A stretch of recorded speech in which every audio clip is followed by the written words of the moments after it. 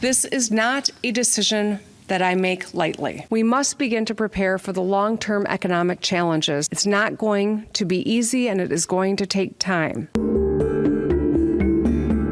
It was March 2020 when Governor Gretchen Whitmer announced the state's first COVID restrictions. And almost as soon as the state locked down, demonstrations to reopen began, reaching a crescendo just weeks later on April 30th.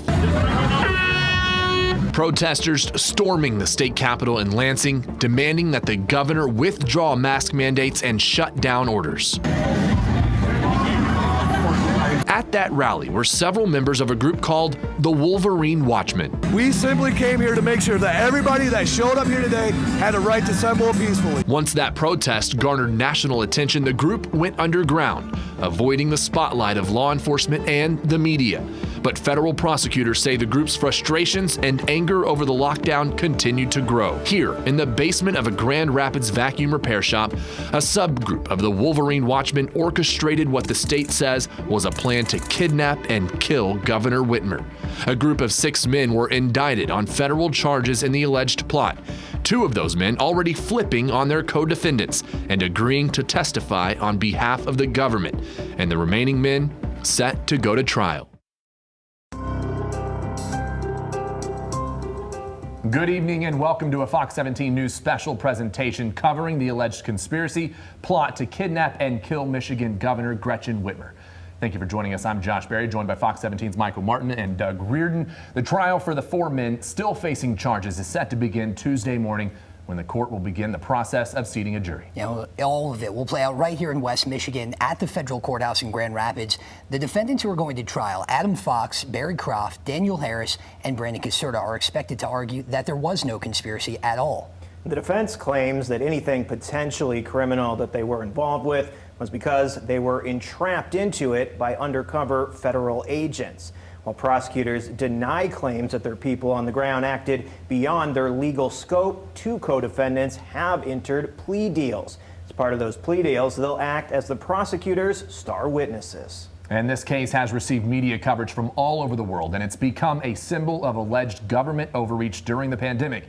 And the implications of these verdicts, whether guilty or innocent, could have ripple effects in our legal and political landscapes. We're breaking down the full case tonight and hearing from experts on how difficult it could be to prove entrapment. But first, Michael takes us back to October of 2020.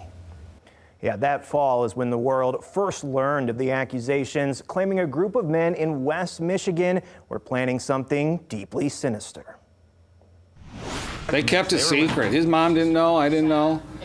Supposedly nobody knew, except his group of people. Down here is where the feds say it was all coming together. The apparent plan to kidnap and kill the governor pieced together in meetings held after business hours. Once Brian Titus, longtime owner of the Vac Shack, had left for home. They were really tight-lipped because they know if they got out, they were going to prison. The man investigators say was leading the operation, Adam Fox, president of a group calling itself the Michigan PATRIOT. 3 percenters had been living in the dark, cramped underground space. He had nowhere to go. We took him up, And I tried over the years to have him working for me. I was kind of like father figure for him. Now, not no more, forget it. Me and Mr. Fox is done. Forever. According to the government, Fox began the process of recruiting other like-minded people after attending a June 6, 2020 meeting in Dublin, Ohio. He and 13 others gathered and began discussing the creation of a new self-sufficient society based on the Bill of Rights. Within weeks, Barry Croft Jr. and Ty Garbin joined the core group as it continued to come together. What they didn't know, an undercover informant had already infiltrated them. So now the government has somebody who was on the inside, who was not working for the government prior to charges. The group met again in the Vac Shack basement on June 20th, where they tossed around, quote, assaulting the Michigan State Capitol, countering law enforcement first responders, and using Molotov cocktails to destroy police cars. Fox also brought up the idea of abducting the governor, trying her for treason themselves, and then executing her before the November 2020 elections. But when you cross that thin line like he did, forget it. Kidnap the governor? Are you freaking kidding me? Who does that? On June 28th and the weekend of July 10th, 2020, the men attended field training exercises at properties in Munith, Michigan and Cambria, Wisconsin. On July 27th, they were back at the Vac Shack, where Fox proposed abducting Whitmer near her home or vacation property, saying, quote, "Snatch and grab, man. Grab the governor, just grab the bitch. Because at that point, we do that, dude, it's over." They would continue meeting over the next few weeks, moving their communications to an encrypted chat platform. I have zero patience for immoral coward criminals, okay? And guess what? I'm sick of being robbed and enslaved by the state. Period. On August 29th, Fox and others went to conduct recon on Whitmer's vacation home up north, taking these photos. The undercover informant with Fox on the trip later passed off this hand-drawn map to the FBI. The group apparently looking at how long it would take law enforcement to respond should they attempt something. One of them later suggesting in a chat that they could blow up a nearby bridge to slow down their response time. If we're doing a recon or something and we come up on some of them, dude, you better not give them a chance. You either tell them to go right now or else they're gonna die, period. Later, on September 12th, several of the men traveled back to her vacation property, this time stopping at a bridge on M31 to inspect the feasibility of placing an explosive underneath. Unbeknownst to the group, an undercover FBI agent was now among their ranks. Introduced to them as Red, this is a screenshot from a video Red sent the guys to demonstrate his supposed expertise in explosives and demolition. By September 30th, 2020, the government says the group was finalizing their plans to kidnap and kill the governor. They are the enemy. Period. Adam Fox bought a taser, allegedly for the planned operation. But the group was infiltrated over and over again. The government would eventually have 11 undercover informants and 2 undercover FBI agents, including Red, recording the group's meetings and phone calls, amassing over 1,000 hours of audio throughout the investigation. They were making plans to raise $4,000 to purchase explosives and tactical gear from Red, the undercover FBI agent. When several of the members drove to meet up with Red, they were arrested, and soon we would become aware of the death and destruction they were apparently getting ready to unleash. Our efforts uncovered elaborate plans to endanger the lives of law enforcement officers, government officials, and the broader public. And of course, all this a very surprising turn of events in the middle of the COVID-19 pandemic. Michigan's Attorney General announcing charges on October 8th of 2020 after the months-long investigation by the FBI and Michigan State Police. And after 7 months of weekly news conferences on the virus and COVID restrictions, Governor Whitmer now had a new and difficult topic to address, a potential attempt on her own life.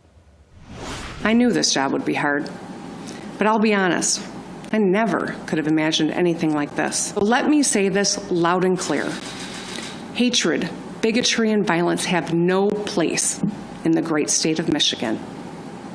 If you break the law or conspire to commit heinous acts of violence against anyone, we will find you, we will hold you accountable, and we will bring you to justice. And when the case first made headlines in October of 2020, charges were announced against 13 people. 7 of the men are up against state charges, while 6 face federal charges. And it's important to note that while these cases were announced at the same time, they are considered entirely separate. These are the faces of the 13 men facing charges in connection to an alleged plot to kidnap Michigan Governor Gretchen Whitmer. These are the 7 men up against state charges. Paul Billar, Sean Fix, Eric Molitor, twin brothers Michael and William Null, Pete Musico, and his son-in-law Joseph Morrison. The men, alleged members of the Wolverine Watchman militia group, are accused of violating the state's anti-terrorism law, and between them are facing 19 charges, including firearms violations, terrorism, and gang affiliation. The charges stem from allegations that these 7 men provided material support to the 6 men facing federal charges. Ty Garbin, Caleb Franks, Barry Croft, Brandon Caserta, Daniel Harris, and Adam Fox, the plot's alleged ringleader, are the federal suspects. What's the difference?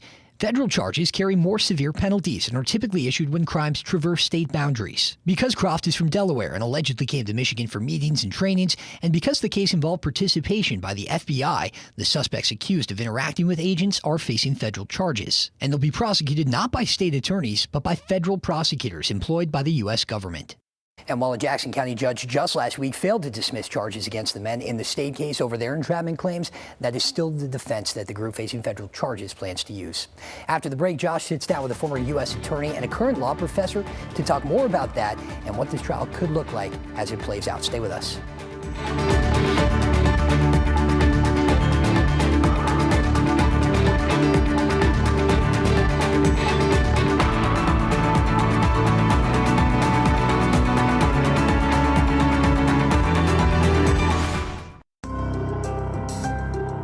The men on trial for the alleged plot to kidnap the governor are facing various charges, but all are facing felony conspiracy charges. Here now to talk about what the government actually has to prove at trial to secure a conviction for conspiracy, former U.S. Attorney for the Western District of Michigan, Pat Miles, and Professor Tanya Kraus-Phelan. Thank you both for joining us. What does the government have to prove to be able to secure a conviction? Well, a conspiracy to kidnap carries a potential federal penalty of up to 20 years. And in the federal system, there is no early release. You do get 1 month for every year served off the term, but there is no early parole. The prosecution does bear the burden of proof, of course, with evidence, but here they have confidential informants, they have undercover agents, they have text messages, they have videos, they have audio recordings, they have evidence of the planning that went into this potential crime. When the U.S. Attorney's Office brings a case, there's over a 95% conviction rate. We've got really good law enforcement agents and federal agents who know how to put together a case, and we've got really good prosecutors in the office that know how to present it to a judge and jury. Professor, when the defense goes into trial, they're going to try and convince the jury of entrapment. How will that work, and how might that play out in court? In the federal system, we follow a 2-part test for entrapment. So the defendant has to show that he was induced to commit the crime. In other words, that the government did something that talked him into committing the crime. And once the defendant shows that, the burden shifts back to the government to say, right, even if he was induced, he was predisposed to commit this crime. He was going to commit it anyways, whether the government agent talked to him or not. This trial could last 5 to 6 weeks. The judge has already considered immediately excusing anybody that might have plans for spring break. They're taking a very real approach to this jury selection process. Do we think that it may take 5 to 6 weeks? We've talked about already having mountains of evidence. There's a lot to get through, 4 separate defendants. How long might this trial take? Well, it could certainly take that long or longer. The U.S. Attorney's Office here in the Western District typically has 1 trial a month. That's kind of an average year for this office. So this would certainly consume a lot of resources. This case has some echoes of a case from the Eastern District of Michigan about 10 years ago called the Hootery Militia. And that was a group of people who also were charged with a conspiracy to commit terrorist acts. And they actually had their charges dismissed by the judge. It didn't even get to the jury. And that's the prosecutor's greatest fear, is that at the end of your case, the judge says that you haven't presented a strong enough case under the law to convict these defendants, and we're going to dismiss before the defense even has to raise their case, or even after that, before we send it to the jury. Are there effects that this trial could have, both politically or in trials in the future that deal with these same cases? I would say that a couple things. One, that case 10 years ago really was dismissed because it was more like a First Amendment, where people have the right to spout off and say, boy, I'd like to do this or that, and really shake things up, versus now we're making plans. We're buying explosives and creating explosive devices. We're buying ammunition. We're looking at maps and thinking about ways to implement this kidnapping and what we're going to do. I mean, that's more than just talk. That's taking affirmative steps. The government, at least, was really on top of this before something bad happened. But that's always the fine line. I represented defendants in militia cases, and with each case that happens, law enforcement learns more and more about how these organizations operate, both lawfully and illegally. And so even if there were to be an acquittal in this case, the information that law enforcement was able to obtain is something that they can carry forward with them for future investigations. To Tanya's point, I think that Hootery case on the Eastern District I think the FBI learned a lot from that case. Likewise, the alleged conspirators here and others, I think they're probably watching too, because don't forget there's two undercover agents that are actively working other cases that the judge is now compelling to testify using their real names, not pseudonyms, in court. And so I think these other groups that might be out there are watching also very carefully and wondering, is the person sitting next to me who I'm talking to an undercover? Are they an informant? Okay, a lot to come from this trial. Could be a long time coming before we finally hear an outcome of it. Thank you both for joining us today. Thank you. You're welcome. Thank you. Thanks, Josh. Up next, we're taking a look back at everything that has happened in court since these men were arrested more than a year ago and explore some of the information that could come out in trial. Plus, we're going to dig into the difficulties of seating an impartial jury in such a high-profile case.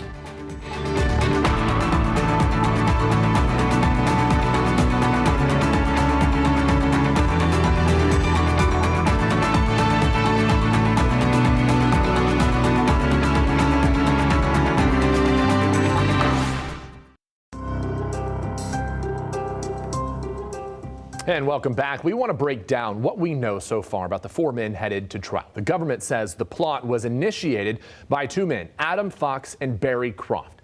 Defense attorneys for both men have said in court that they used drugs and alcohol before the pandemic kicked into full gear. Fox identified with the Boogaloo movement. Croft, according to the feds, has attempted to build improvised explosive devices. And unlike Fox and the rest of his co-defendants, Croft is actually from Delaware.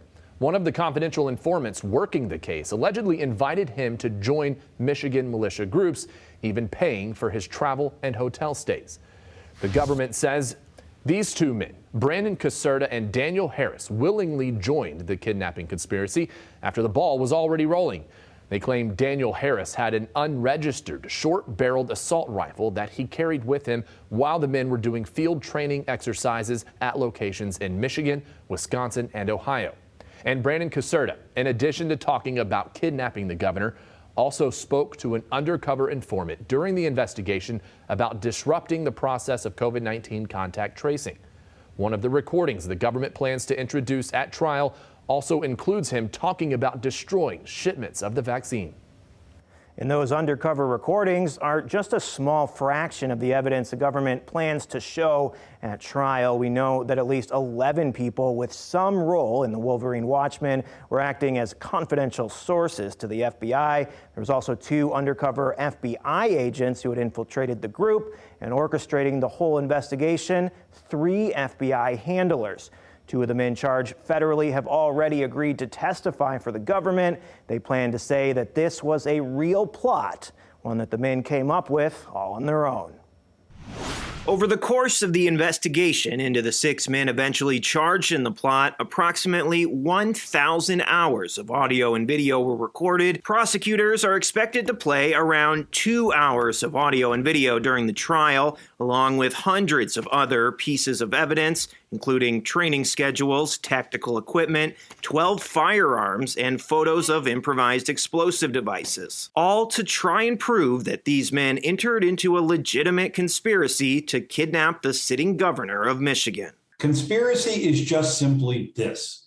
It is an agreement between 2 or more people to commit an underlying offense. It is the agreement that is the crime. But you got to prove the agreement. And that's always the hard part, because the only way you prove an agreement is if people who are involved in the conspiracy tell you there was one. But that is exactly what the government has. Two of the men originally charged, Ty Garbin and Caleb Franks, have flipped on their co-defendants and entered into plea agreements with prosecutors. Both have agreed to testify on their behalf. In federal prosecutions involving conspiracies of any kind, drug cases, conspiracies like this, one thing that does happen is that certain people are essentially offered cooperation deals, and that can sometimes strongly support the government's case. But of course, the defense will fight back against their version of the case. Other times those cooperation deals just point out that this whole entire case is built on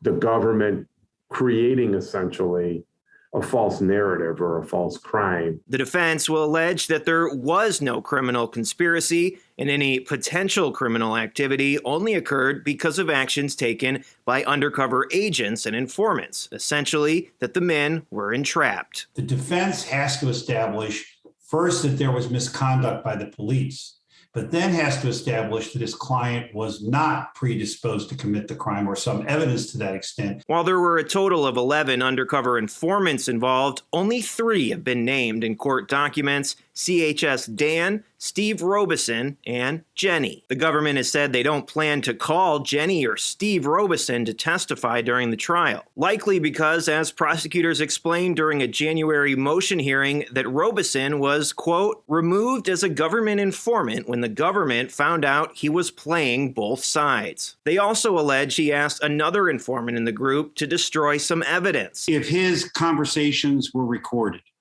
and someone who's listening to it can identify whose voices are on the tape, then they don't need this guy, because what he's going to testify to is on a tape recording. So while recordings made by Robeson could be introduced, he won't be called as a state witness. But CHS Dan, who defense attorneys have called the backbone of the government's case, will testify extensively. He was present at almost all of the meetings that were recorded. There were also 2 undercover FBI agents moving among the Wolverine Watchmen, known to the group as just Red and Mark. The government asked last week to allow the agents to testify under those pseudonyms at trial, saying it would protect them in future undercover terrorism investigations. But Judge Robert Yonker denied the request, saying prosecutors would have to reveal their true identities a day before they take the stand. They're there to be cross-examined if they have exculpatory evidence, and their backgrounds are above reproach for the most part, because they are, in fact,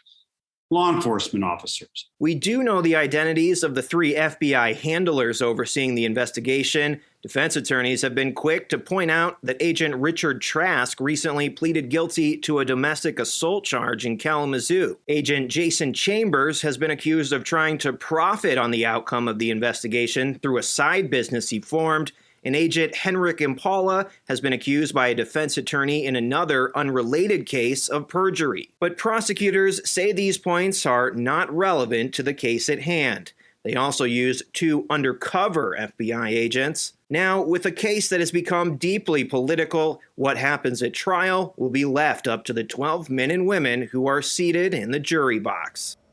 And before we hear any evidence, there's something else to do first. Yeah, step 1 in this process is seating an impartial jury. But with a big case like this, that's tough to do. We asked legal experts how prosecutors and defense attorneys will go about it.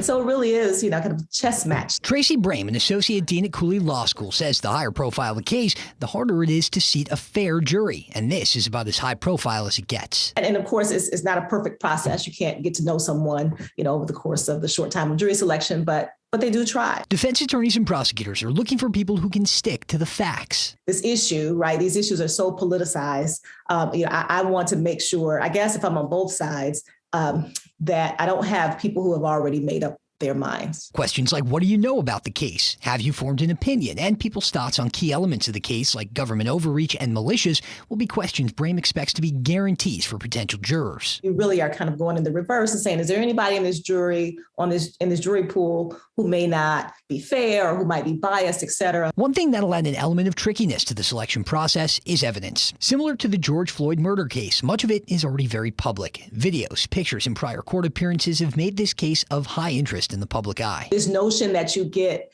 these jurors who have heard nothing about the case, that situation is really going to be unusual these days. Both the defense and prosecution get an unlimited number of passes on jurors who they think might not be able to stay impartial for one reason or another.